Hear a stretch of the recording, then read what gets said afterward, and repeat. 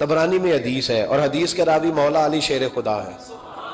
حضرت مولا علی شیر خدا کہتے ہیں ہم حضور کی بارگاہ میں بیٹھے تھے کہ بدو آ گیا دیہاتی، نبی کریم علیہ السلام اس سے فرمانے لگے یار کدھر آیا ہے؟ کہنے لگا حضور زیارت کرنے۔ حضور کا دریائے کرم جوش میں آ گیا، جب آ گئی ہیں جوش رحمت پہ ان کی نظریں، پھر جلتے بجھا دیے، پھر روتے ہنسا دیے۔ نبی کریم علیہ السلام نے فرمایا اس سے، دیکھنا حضور نے خود فرمایا، خود نبی کریم حضور فرمانے لگے چل تو آ ہی گیا ہے نا، اس طرح کر کچھ مانگ لے، اب تنگی یہ داماں پہ نہ جا، اور بھی کچھ مانگ ہے آج وہ مائل بکرم، اور بھی کچھ مانگ، اور کون دیتا ہے دینے کو منہ چاہیے، دینے والا ہے سچا ہمارا، چل مانگ لے کچھ۔ کہنے لگا حضور واقعی مانگ لوں؟ دیہاتی تھا نا، بدو تھا، یہ جو سوچ سوچ کے چلتے نا بیچارے اسی طرح رہ جاتے ہیں۔ کہا واقعی؟ حضور نے فرمایا تجھے شک ہے کوئی؟ کہا جو ہے مانگ لے۔ بندہ بدو تھا، بس لمٹ ہی تھوڑی تھی، تھوڑی لمٹ تھی۔ حضور نے فرمایا مانگ۔ کہنے لگا حضور میں نے سفر کرنا ہے، مجھے ایک اونٹ دے دے۔ حضرت علی کہتے ہیں میں نے کہا تجھ پہ افسوس، ہمارا خیال تھا تو جنت کی ٹکٹ مانگے گا، ہمارا خیال تھا تو ماں باپ کو، تو نے اونٹ ہی مانگا ہے بس۔ حضرت علی فرماتے وہ حضرت علی کا بھی خیال ہے کہ حضور سے مانگو تو تھوڑا نہ مانگو، نبی کریم سے مانگو تو کھل کھلا کے مانگو، جب حضور سے مانگو کھل کھلا کے مانگو۔ حضرت علی شیر خدا کہتے ہیں وہ اسی پہ اڑ گیا۔ حضور مسکرائے، گویا حضور نے بھی کہا یار تو نے مانگا کیا ہے؟ میرے محبوب نے ایک اور کرم فرمایا، کہا چل اونٹ تجھے دیا، کچھ اور بھی مانگ لے، چل کچھ اور بھی، اب تنگی یہ داماں پہ نہ جا، اور بھی کچھ مانگ ہے آج وہ مائل باتا، چل مانگ۔ اور حضرت علی کہتے ہیں میں نے کہا اب سیانہ بنے گا، اب یہ کہے گا حضور 7 نسلوں کی جنت، تو حضور نے فوراً عطا کر دینی ہے۔ اب یہ کہے گا یا رسول اللہ جتنے بیٹھے سب کے لیے اعلان کر دے دوزخ سے آزادی کا، جتنے میری نسل میں لوگ ہیں سب کے لیے اعلان ہو جائے گا، لیکن وہ وہیں کا وہیں رہ گیا، وہیں کا وہیں، چھوٹے چھوٹے دائرے میں ہی۔ مانگ لے۔ کہنے لگا حضور اور بھی کچھ مانگ لوں؟ اونٹ تو میں نے لے لیا ہے۔ فرمایا چل مانگ لے۔ بندہ ہی چھوٹا تھا، یہ جو کہتے ہیں نا دے کچھ نہیں سکتے، اصل میں اتنے ذہن ہے بیچاروں کو، کاسا ہی کوئی نہیں، تو انہیں کیا پتا کیا کیا ملتا ہے، یہ تو اس سے پوچھے نا جس کو ملا ہے، اور جن کو ملا ہے پھر کمال ہی ہو گئی ہے، کھول کھلا کے ملا ہے۔ اور میرے ایک استاد تھے تو ان سے ایک شخص نے کہا کہ حضور فلانا مولوی جمعے پہ کہہ رہا تھا حضور کچھ نہیں دیتے۔ فرمانے لگے اسے ملا کچھ نہیں نا، ہم سے آ کے پوچھے ہم کیا تھے، میں گلیاں دا روڑا کوڑا تے محل چڑھایا سائیاں، ہم سے پوچھے جنہیں ملا ہے اور کس طرح ملا ہے۔ نبی کریم نے فرمایا اور مانگ لے۔ کہنے لگا واقعی دیں گے؟ فرمایا ہاں دیں گے۔ کہنے لگا جی اونٹ دے دیا تو پھر سارے سفر کا کرایہ بھی دے دے، خرچہ بھی دے دے، پیسے بھی دے دے۔ حضرت علی کہتے ہیں میں نے کہا اوہو کچھ نہیں پئی، اس کی حیثیت ہی نہیں، کدھر چلا گیا؟ اب حضور نے خود یہاں محبوب کریم نے روک کے ارشاد فرمایا، حضور مسکرائے، فرمایا جا تجھے آنے جانے کا خرچہ بھی دیا۔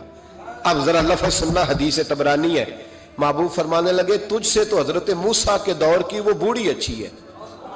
خود حضور فرما رہے تجھ سے تو جناب موسیٰ کے زمانے کی وہ بوڑھی۔ حضور کون سی بوڑھی؟ صحابہ کہتے ہیں ہمارے کان کھڑے ہو گئے، یا رسول اللہ کون سی بوڑھی؟ ذرا مزار کی برکت دیکھیں۔ نبی کریم علیہ السلام فرمانے لگے، اللہ کریم نے حضرت موسیٰ جب ہجرت کرنے لگے تو فرمایا موسیٰ جب جاؤ نا تو سمندر کے قریب یا سمندر کے اندر یا سمندر کے کنارے، مختلف لفظ ہیں روایتوں میں، حضرت موسیٰ کا تابوت، حضرت یوسف کا تابوت بھی دفن ہے، تو وہ تابوت بھی ساتھ لے جانا۔ یہ تو اللہ نے بتا دیا پر یہ نہیں بتایا دفن کہاں ہے۔ حضرت موسیٰ ڈھونڈتے رہے تو ڈھونڈنے کے بعد عرض کی مولا یہ بھی بتا دے وہ کہاں ہے؟ فرمایا نہیں، وہ آپ نے خود ہی ڈھونڈنا ہے۔ حضرت موسیٰ ڈھونڈ رہے ہیں کیا؟ مزار۔ کیا ڈھونڈ رہے ہیں؟ کس کا؟ حضرت، ہاں الحمدللہ یہ سنت اللہ نے ہمیں دی ہے۔ ہم جا کے پوچھتے ہیں بتاؤ حضرت خواجہ نور محمد مہاروی کا مزار کدھر ہے؟ ہم سائی وال کھڑا ہو کے پوچھتے ہیں کہ پاک پتن شریف جانا ہے، راستہ کون سا جاتا ہے؟ یہ نبیوں کی سنت اللہ نے ہمیں دی ہے، ہم یہ کام کرتے ہیں۔ حضرت موسیٰ ڈھونڈ رہے ہیں اور ڈھونڈتے ڈھونڈتے فرمایا مل نہیں رہا تھا، لوگوں سے پوچھا بھی کہاں ہے، اور یہ بھی اللہ کی حکمت ہے، واللہ اللہ تو اپنے نبیوں کے سامنے سارے پردے کھول دیتا ہے، یہ بھی حکمت ہے۔ کہاں ہے مزار؟ लोगों ने कहा हुजूर एक बूढ़ी अम्मा है, बड़ी बूढ़ी, उसको पता है। फरमाया बुलाओ। अम्मा को बुलाया, कब तो ज्यादा बूढ़ी है, तो हजरत मूसा कहने लगे चलो खुद चलते हैं उसके पास। हजरत मूसा खुद आए। किस काम? अल्लाह आपका भला करे, अल्लाह करे आपको याद रह जाए ये बातें। मजार शरीफ का पता करने आए। आके अम्मा से कहा अम्मा हजरत यूसुफ के मजार का पता है? कहने लगी बिल्कुल पता है। कहा फिर कहाँ है? कहने लगी ऐसे ही मुफ्त में ही बता दूं। मजार का पता बताने में पैसे लगते हैं, को मुफ्त नहीं बताया जाता। वली के मजार पे जाना कोई मामूली बात है? ऐसे ही बता दूं। हजरत मूसा कहने लगी अम्मा मैंने ताबूत निकाल के साथ ले जाना है, बताओ। अम्मा कहने लगी मैं, ये हुजूर फरमा रहे हैं, ये तबरानी है, नबी करीम अलैहिस्सलाम ने फरमाया बताओ। हजरत मूसा कहने लगे बताओ। कहने लगी पैसे लगते हैं फिर बताऊंगी। कहा क्या लेती हो? तो अम्मा की सोच, हुजूर कहने लगे तुझसे तो उस अम्मा की सोच ही बड़ी है। अम्मा की सोच देखें। अम्मा कहने लगी मूसा अगर हजरत यूसुफ के मजार का पता बताऊंगी इस शर्त पर कि जन्नत में मुझे वो वाला मकान चाहिए जिसके पड़ोसी हजरत मूसा अलैहिस्सलाम हो। खत्म हो गई बात। रखो यहां कीमत तो ले लो मजार का पता। लोग समझते हैं मजार कोई मामूली बात है, कोई मामूली लोग हैं साहब, ये बहुत बड़ी बात है मजार का पता। का उस जन्नत में वो वाला मकान जिसके हमसाए हजरत है, यानी इधर तुसी हो वो तो इधर ते कंध, हाँ पंजाबी में कंध सांझी हो गए, फिर पता बताऊंगी। हजरत मूसा अलैहिस्सलाम कहने लगे अम्मा तू ज्यादा ही ऊंची चली गई है, इस तरह कर जन्नत ले ले, ये मूसा का पड़ोस ना मांग, जन्नत ले ले। हजरत मूसा अलैहिस्सलाम की उस अम्मा से तकरार अदब से कह रही है, ये बात भी अल्लाह ने अम्मा के दिल में डाली, अदब से कहती नहीं फिर मूसा नहीं ना, अगर वो मकान लेना जाओ किसी और से पूछ लो, नहीं बताती, नाज से बात कर रही है। 3-4 दफा जब कहा ना तो हजरत मूसा अलैहिस्सलाम कहने लगे अम्मा जन्नत दे तो रहा हूं। जब अम्मा डट गई लेना है, मेरे नबी पाक अलैहिस्सलाम ने फरमाया अल्लाह से यूं ना मांगा करो कि या अल्लाह चाहे दे चाहे ना दे। फरमाया कहा करो मौला तू ही तो हमारा रब है, तू दे, तू नहीं देगा तो किधर जाएंगे? उससे मांगो, प्यार से मांगो, शौक से मांगो, दिल जमी से मांगो। अर्ज की हजरत मूसा से, तकरार करने लगी, नाज करने लगी, कहने लगी आप बड़े मेहरबान हैं, मुझे वही वाला मकान चाहिए, वही वाला चाहिए। हजरत मूसा अलैहिस्सलाम अल्लाह की बारगाह में अर्ज करने लगे मौला ये तो डट गई है, अब बता क्या करना है? तो रब करीम ने फरमाया मूसा खुद नहीं बोल रही, मेरी तौफीक से बोल रही है, और मैंने ही बात डाली है दिल में, तू इस तरह कर, तू वादा कर ले, मैं इंशाअल्लाह अता कर दूंगा। हजरत मूसा ने वादा किया तो अम्मा ने एड्रेस बताया, बताओ मजार की कितनी बरकत हुई। बयान कौन कर रहा है? मेरे नबी पाक। और इमाम खाज़न ने लिखा है जब जनाबे यूसुफ अलैहिस्सलाम को दफन किया गया ना तो दरिया के किनारे दफन किया गया, जिस किनारे दफन किया गया वहां से पानी की एक छोटी सी नाला गुजरता था, खाल बनाए जाते हैं ना पानी के नाले, वो नाला गुजरता था। तो उनके मजार चूंकि बना हुआ था संगे मरमर का, तो जब गुजरता था तो जिस तरफ वो सारा पानी छू के गुजरता था वो इलाका सरसब्ज़ो शादाब हो गया। एक साइड सरसब्ज हुई तो दूसरी साइड वाले लोग नाराज हो गए, कहने लगे तुम्हारे अकेले के नबी नहीं थे, हमारे भी हैं, हम निकालेंगे रात को ताबूत इधर दफन करेंगे, हमें भी तो सब्जा चाहिए ना, हमारे खेतों को भी इसी दरिया का पानी लगता है पर सब्जा नहीं। लेकिन चूंकि हजरत सैयदना यूसुफ अलैहिस्सलाम के मजार से चू के गुजरते हैं तो तुम्हें सब्जा मिलता है। अब फैसला क्या हुआ? इमाम खाज़न कहते हैं उन्होंने कहा इस तरह करो हजरत यूसुफ को वहीं रहने दो, तो एक ऊपर से खाल बना लेते हैं, पानी सारा इधर से गुजरेगा, आगे जाके 2 हिस्सों में बांट लेंगे, आधा इधर चला जाएगा आधा इधर चला जाएगा। कहते हैं जब उन्होंने बांटा तो सारा इलाका ही सरसब्ज़ो शादाब हो गया। मेरे मुस्तफ़ा करीम का भी अंदाज देखें, ये बुखारी है, ये मुस्लिम है। हजरत अनस बिन मालिक फरमाते हैं कि हुजूर अलैहिस्सलाम ने ना सुर्ख धारीदार चादर ली और हुजूर ने कंधे पे रखी। सुर्ख धारीदार चादर नजरान से आया करती थी तो जरा सख्त होती थी, कुछ कपड़े सख्त होते हैं ना। फरमाते हुजूर गुजर रहे थे तो एक आदमी आया भिखारी, उसने हुजूर की चादर को पकड़ा पीछे से, उसे तरीका नहीं आता ना अभी मांगने के, चादर को पकड़ के ना यूं खींचा हुजूर की तवज्जो कराने के लिए, जैसे कोई बच्चा किसी वक्त पीछे से पकड़ के दामन खींचता है, खींचा। हजरत अनस बिन मालिक फरमाते हैं कि इस जोर से उसने खींचा कि हुजूर की गर्दन पर मैंने निशान पड़ा हुआ देखा, नाजुक वजूद अथर निशान पड़ गया। हुजूर ने जब पलट कर उसकी तरफ देखा وہ کہنے لگا اے محمد صلی اللہ علیہ وسلم، میں کچھ مانگنے آیا ہوں، مجھے کچھ دیجئے۔ میرا تو دروازہ بھکاری زور سے بجا دیتا تو میں اسے ڈانٹ دیتا، یہ کوئی طریقہ ہے؟ خیرات لینے آئے ہو، قرضہ لینے آئے ہو؟ لیکن جب اس نے کہا نا حضور کچھ دیجئے، تو حدیث کے لفظ یہ ہیں فَالْتَفَتَ إِلَيْهِ فَضَحِكَ۔ حضرت انس کہتے ہیں قربان جاؤں، محبوب نے جب اس کی طرف دیکھا تو حضور نے مسکرانا شروع کر دیا۔ یہ بڑا مشکل کام ہے کہ کوئی گلے میں چادر ڈال کے کھینچے اور انسان مسکرائے، لیکن بریلی کے امام فرماتے ہیں جس کے گچھے سے لچھیں جڑے نور کے، ان ستاروں کی نزہت پہ لاکھوں سلام، ان کے خطبے کی ہیبت پہ بے حد درود، اور ان کی باتوں کی لذت پہ لاکھوں سلام، اور جس کی تسکین سے روتے ہوئے ہنس پڑے، جس کی تسکین سے روتے ہوئے، کہتے ہیں حضور ہلکا سا تسکین کرتے تھے، پورا مسکراتے بھی نہیں تھے، تو رونے والا ہنسنا شروع کر دیتا تھا۔ اب یہاں ایک سوال پیدا ہوتا تھا کہ وہ تسکین تو پھر حضور کبھی کبھی کرتے ہوں گے نا، یعنی وہ موج تو کبھی کبھی آتی ہوگی، تو اعلیٰ حضرت نے اگلے مصرعے میں اس کا جواب دے دیا، فرمانے لگے ایسا نہیں تھا کہ پھر لوگوں کو انتظار کرنا پڑتا تھا کہ حضور مسکرائیں گے تو روتے ہوئے ہنسیں گے، فرمایا نہیں، جس کی تسکین سے روتے ہوئے ہنس پڑے اس تبسم کی عادت پہ لاکھوں سلام۔ اس مسکراہٹ کے لیے انتظار نہیں کرنا پڑتا، بلکہ یہ تو ہر وقت بہتی رہتی ہے، یہ تو حضور کی عادت ہے، اس تبسم کی عادت پہ لاکھوں سلام۔ فَالْتَفَتَ إِلَيْهِ فَضَحِكَ، حضور نے توجہ فرمائی تو مسکرائے۔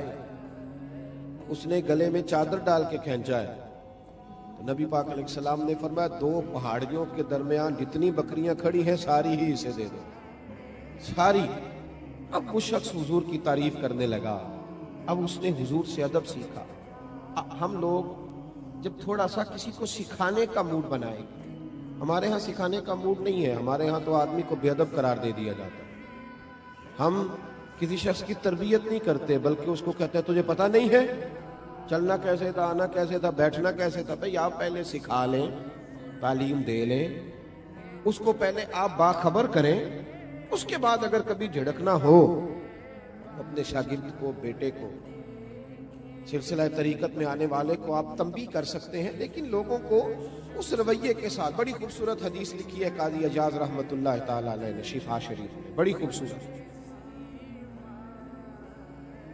فرماتے ہیں کہ ایک بدو نا حضور کی بارگاہ میں کچھ لینے آ گیا، خیرات لینے آ گیا۔ رات کا وقت تھا تو حضور صلی اللہ علیہ وسلم نے کچھ عطا کیا۔ جب حضور نے کچھ دیا نا تو اس نے بڑی سخت بات کی،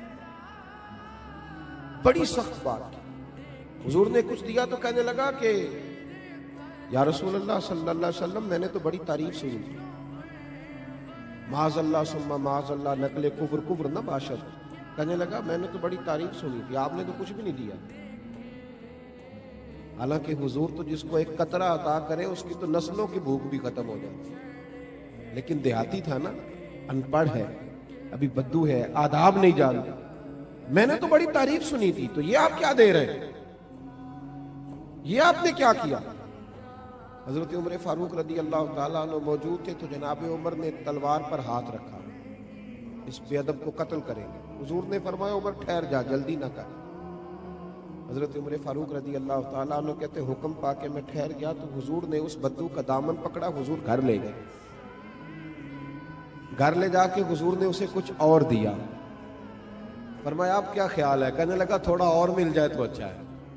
حضور نے تھوڑا اور دیا، پھر اور دیا، پھر اور دیا۔ اب تنگی یہ داماں پہ نہ جا، اور بھی کچھ مانگ۔ جب حضور نے بڑا نوازا نا، کہنے لگا یا رسول اللہ بس کریں، اب تو مجھ سے اٹھایا بھی نہیں جائے گا، اب نہیں اٹھایا جا۔ اور ایک روایت یوں بھی ہے کہ وہ مسلمان بھی نہیں تھا۔ حضور اٹھایا نہیں جائے گا، بس کریں۔ حضور نے فرمایا اب تیرا میرے بارے میں کیا خیال ہے؟ تو عرض کرنے لگا یا رسول اللہ میں نے تیز آندھی، اتنی طوفان اتنا تیز چلتا نہیں دیکھا جتنی آپ کی سخاوت تیز چلتے ہوئے دیکھی۔ حضور نے فرمایا مسجد میں تم نے میرے صحابہ کے سامنے جو کہا نا، اس سے ان کے دل ٹوٹ گئے۔ یہ لفظ اگر تم مسجد میں جا کے بیان کرو گے نا تو ان کے دل جڑ جائیں گے۔ اب اس فکرے کو سمجھیے گا جب اس نے کہا کہ حضور نے کم دیا تو دل ٹوٹے، دل ٹوٹے، یعنی محبوب امت کو یہ درس دے رہے ہیں کہ جب تم نے کہا نا نہیں دیتے تو امت کا دل ٹوٹتا ہے، اور جب تم کہتے ہو نا حضور بڑا دیتے ہیں تو دلوں میں خوشی داخل ہوتی ہے۔ کون دیتا ہے دینے کو منہ چاہیے، دینے والا ہے سچا ہمارا۔ نبی کریم صلی اللہ تعالی علیہ وسلم اسے مسجد میں لائے، خاص غور فرمائیے، مسجد میں لا کر کے حضور علیہ السلام نے فرمایا وہی بات کرو، اب کہو کیا کہتے ہو۔ انہوں نے صحابہ کے مجمع میں کہا کہ لوگوں، میں نے آندھی اور طوفان کو اتنا تیز چلتے نہیں دیکھا جتنا حضور کی سخاوت کو تیز چلتے دیکھا ہے۔ صحابہ خوش ہو گئے۔ اب یہاں حضور نے ایک مثال بیان کی جو بڑی ہی میٹھی ہے اور میرے اور آپ کے لیے بڑی تسلی کا باعث ہے۔ محبوب علیہ السلام فرمانے لگے عمر، اگر تم اسے اسی عقیدے پہ قتل کر دیتے جو اس نے پہلے بات کی تھی تو یہ دوزخ میں جاتا، اور جو اب جملے بول رہا ہے اگر اس بات پر دنیا سے جائے گا تو اللہ اسے جنت عطا کرے گا۔ حضور نے ایک مثال دی۔ محبوب فرمانے لگے میری اور تمہاری مثال اس آدمی کی طرح ہے جس کی اونٹنی بھاگ گئی تھی، اس کی ناک سے نکیل نکل گئی تھی، بہت سارے لوگ اس کو پکڑنے کے لیے دوڑے، کوئی اسے نیزہ مارتا تھا، کوئی ڈنڈا مارتا تھا، کوئی چھڑی مارتا تھا۔ اونٹنی وہ جیسے جیسے لوگ پکڑنے کے لیے بھاگتے تھے وہ بدکتی تھی، آگے جاتی تھی، حتیٰ کہ وہ لہو لہان ہو گئی، تھک گئی، پریشان ہو گئی۔ محبوب فرمانے لگے پھر اچانک اس کا اپنا مالک آ گیا، اس اونٹنی کا اپنا مالک آیا اور لوگوں سے کہنے لگا پیچھے ہٹو، یہ تم نے میری اونٹنی کا کیا حال کیا۔ اس نے تھوڑا سا چارہ زمین سے اٹھایا اور جیسے ہی اونٹنی کو دکھایا وہ دوڑتی ہوئی آئی، دوڑتی ہوئی مالک کے پاس آئی۔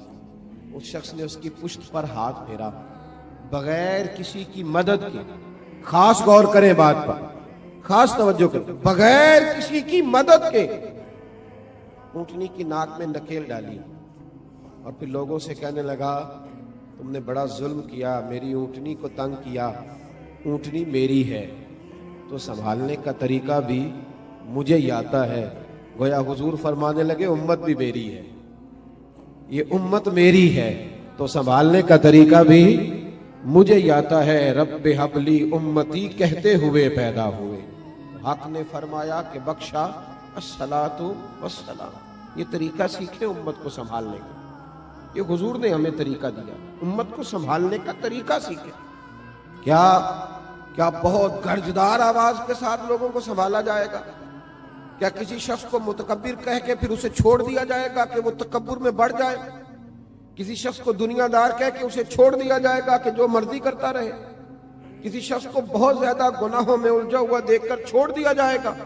نہیں، حکمت کے ساتھ اس کا علاج کیا۔ دیکھیں نا حضور کی بارگاہ میں آ کے ایک شخص نے کہا تھا یا رسول اللہ صلی اللہ تعالی علیہ وآلہ وسلم، حضور میں کلمہ پڑھنا چاہتا ہوں، امام راضی اس حدیث کو لائیں، میں حضور کلمہ پڑھنا چاہتا ہوں لیکن میری کچھ بری عادات ہیں جو مجھ سے چھوٹتی نہیں۔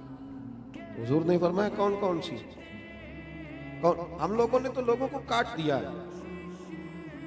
لوگوں کو، یہ نشہ کرتا ہے، رشتہ دار ہو کے بھی ہمارا کوئی تعلق نہیں، اسے اٹھاؤ کسی ہاسپٹل میں لے جاؤ تاکہ بیچارہ دوبارہ سے دنیا میں آ جائے۔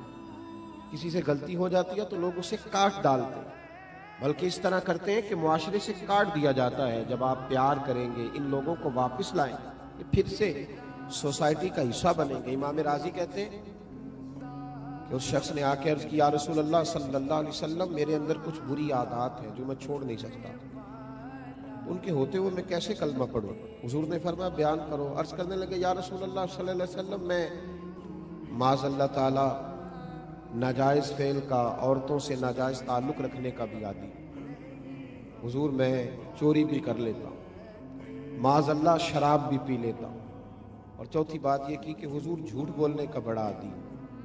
حضور ان گناہوں کی بڑی کوشش کی ہے پر یہ جان چھوٹتی نہیں، ان کی موجودگی میں کیسے کلمہ پڑھوں؟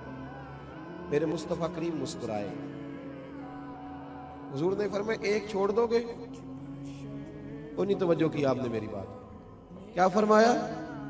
بولیے گا۔ ویسے میرا مشورہ ہے جو زیادہ گناہوں میں گھرے ہوئے ہیں ایک چھوڑ کے دیکھیں.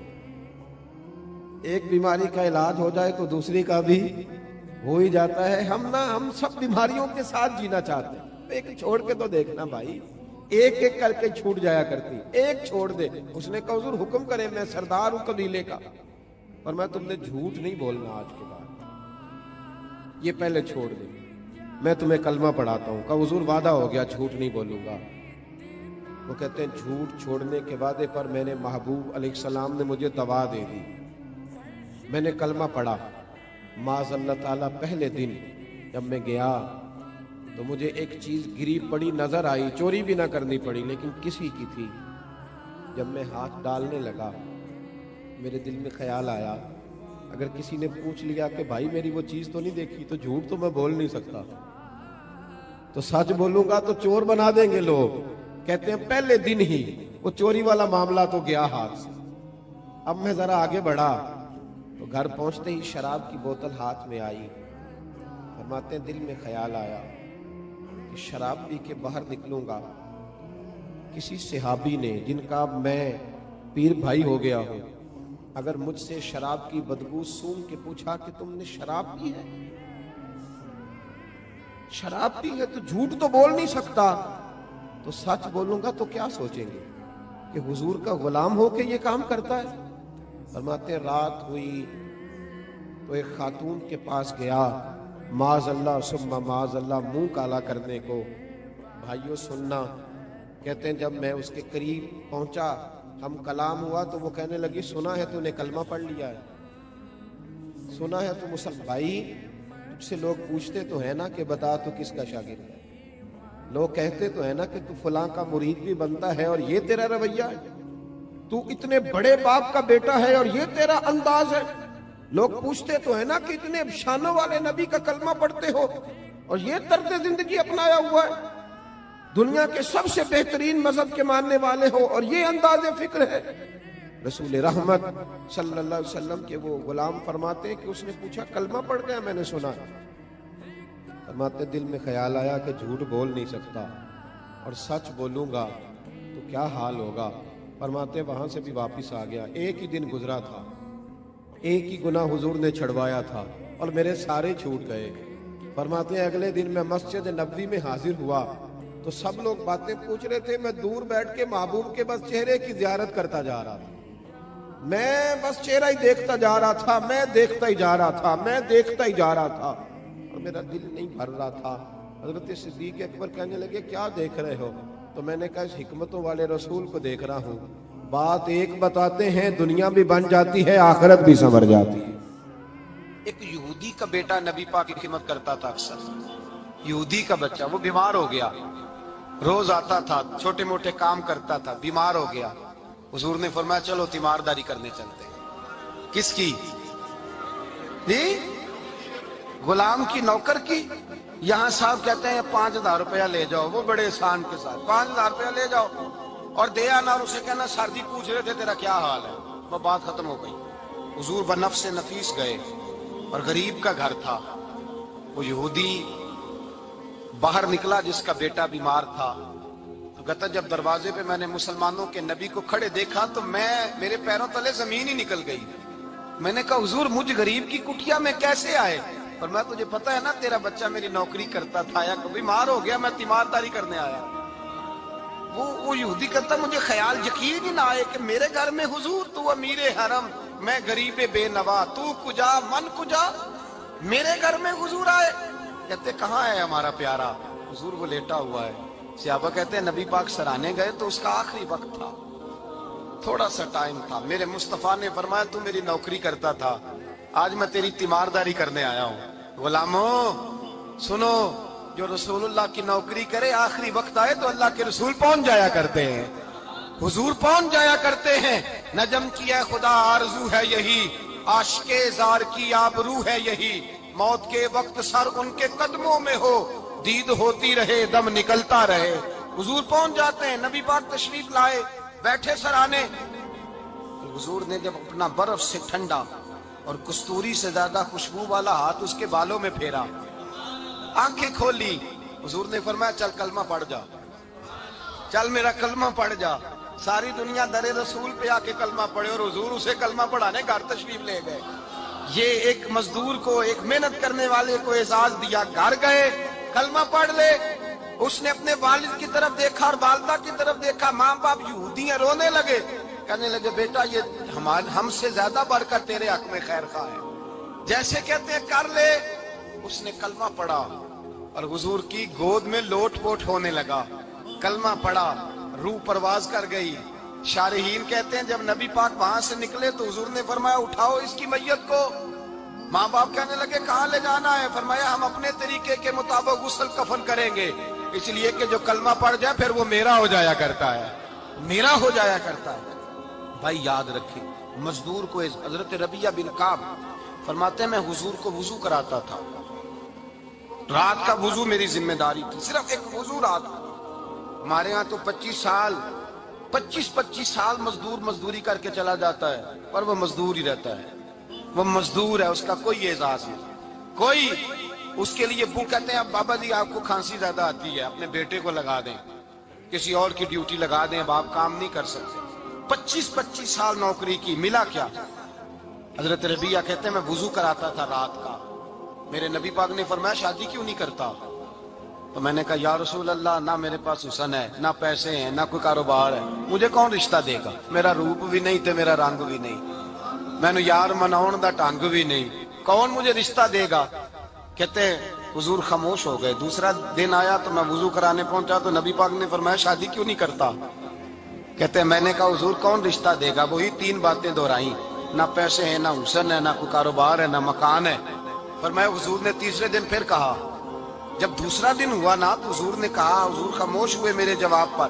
मैंने कहा यार इतना बेवकूफ हूँ, हुजूर रोज पूछते हैं और मैं जवाब ही नहीं देता। कहते तीसरे दिन मैंने इरादा किया आज नबी पाक पूछेंगे तो मैं कहूंगा हुजूर जैसे दिल करता वैसे ही करा दें। कहते तीसरे दिन में गया, सारा वुजू करा लिया, पर नबी पाक ने पूछा ही नहीं। मैं इरादा करके गया था कि आज पूछेंगे तो बता दूंगा, हुजूर ने पूछा ही नहीं। फरमाते हैं वुजू मुकम्मल हो गया, मैं दरवाजे तक चला गया तो मुस्तफा ने आवाज दी, फरमाया वापस पलट ना। मैं पलटा तो हुजूर ने फरमाया तू शादी क्यों नहीं करता?